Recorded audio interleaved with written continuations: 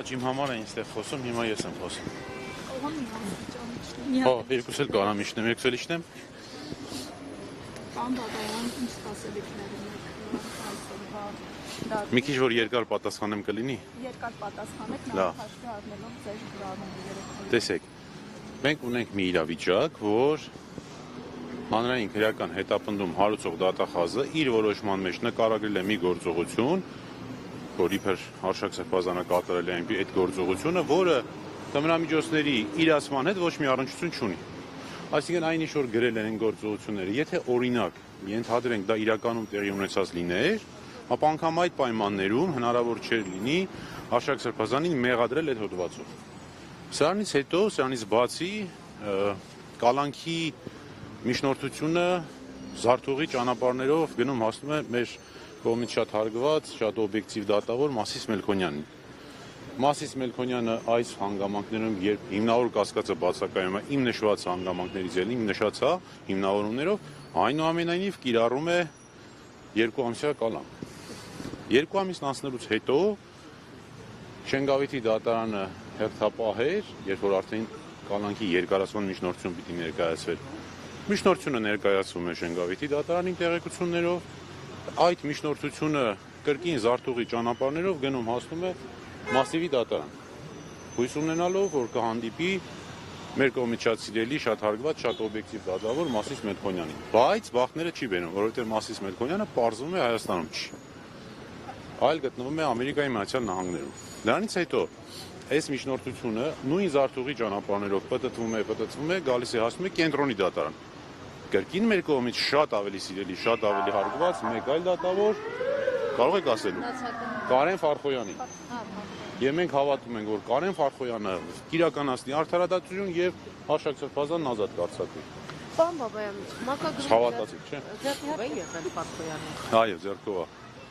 Երեք հատուկ ընտրել են, հա։ Եթե չեմ սխալվում 21 թվականին կամ 20 թվականին,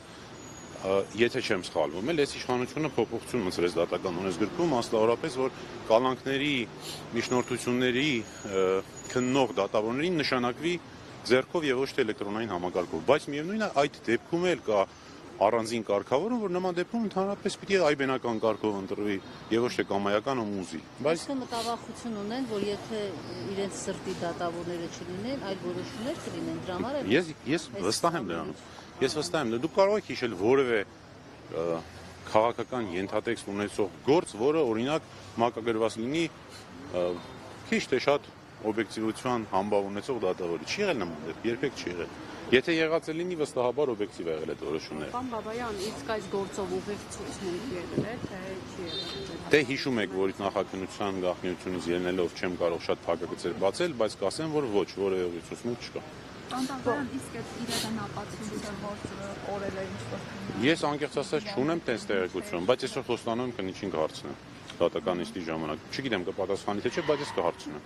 Եթե ասեց ինչ պատասխանեց կգամ կասեմ։ Որոշակի ազդեցություն անշուշտ կունենա, բայց ասել թե այդ գործել գոյություն չունի, այնքան էլ ճիշտ չի լինի։ Հաշվի առնելով նախորդ նիստը, որը կալանքի նիստ է եղել, հա, կալանավորումից չի եկել դատարան։ Այս դեպքում եւս ենթադրում եմ, որ նույն հիմնավորումներով են լինելու, եթե այո, խնդրում եմ ասեք դրան որոնք են հիմնավորումները եւ կարծեմ 4 ռիսկ կա, չէ՞, դրանից 3-ից մեկը որն է այդ խոչընդոտելը։ Նախաքննությանը խոչընդոտելը։ Ինչպես պետք է խոչընդոտել։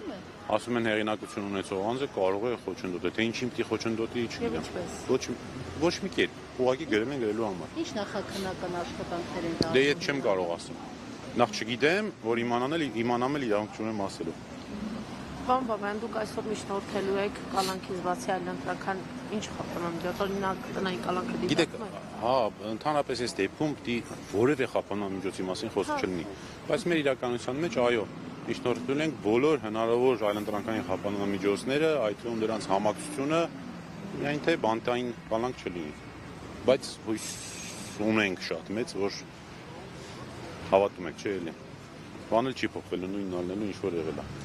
որովհետև պատմեցին չի էլի։ Շնորհակալություն։